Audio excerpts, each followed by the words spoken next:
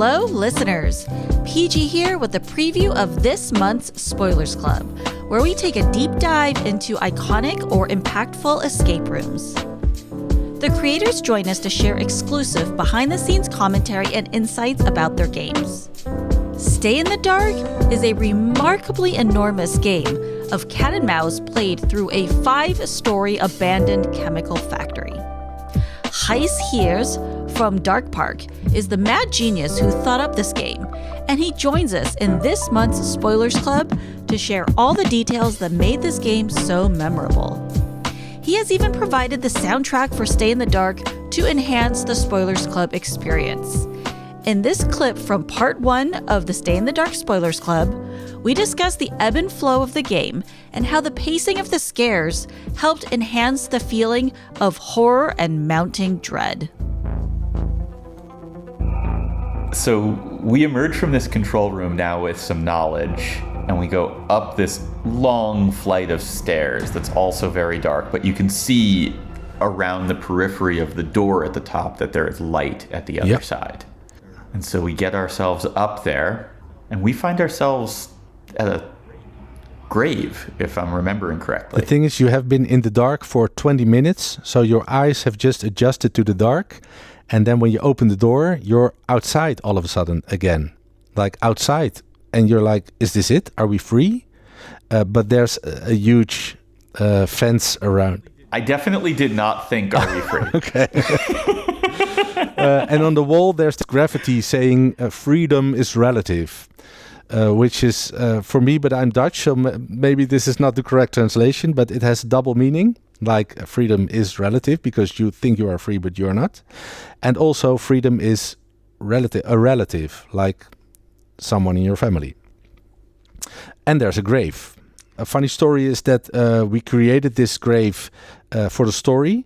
We found this old marble stone somewhere in the building and we made a gravestone out of it. But every time people started to dig the grave, they were like, we need to find something here. So how do you stop them from doing that? So we added some concrete to the mix. So the grave is now concrete and marble, so you cannot dig anymore. And over the years, it started like plants started growing there, and it really looks like this old grave. It's awesome. It looks real.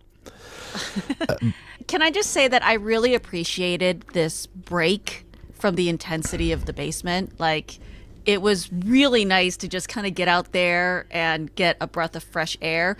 And again, you're breaking it up because now we have a little bit of relief. And then when we see that we have to go back in, is the dread starts up again. I think actually now that you mention it, that this is the one thing that sets Stay in the Dark apart from so many other horror games. Like many horror games are like scary all the time and they just exhaust you. And what Stay in the Dark does, it has highs and lows. So it gives you moments that you know, I'm safe now. I have some time to catch my breath before we go in again. And we can enjoy the horror again instead of getting more and more exhausted. Or sometimes when it's so much horror constantly, you just get used to it. And then now it just doesn't feel, it just feels like the new normal, right? Exactly.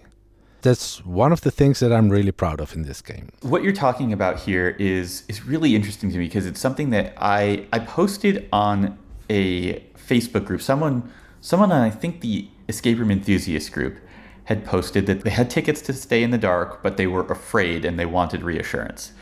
And I had left a message basically saying, if you don't like the way that you're feeling in Stay in the Dark in any given scene, just press forward and it's going to be okay because the emotional arc of it will shift with each scene. So you won't be feeling the same way throughout the game. And that I got a number of messages from people afterwards saying like that really helped me. And also I think it's one of the things that I loved about the game so much was that it wasn't one note. It really, as we go through this game, we started with this sense of mounting dread.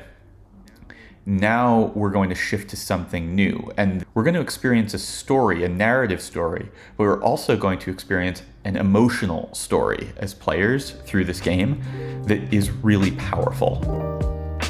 Listen to the rest of the episode now by becoming a patron at the Search Win level for access to all of the Spoilers Club episodes. To join, visit patreon.com/roomescapeartist.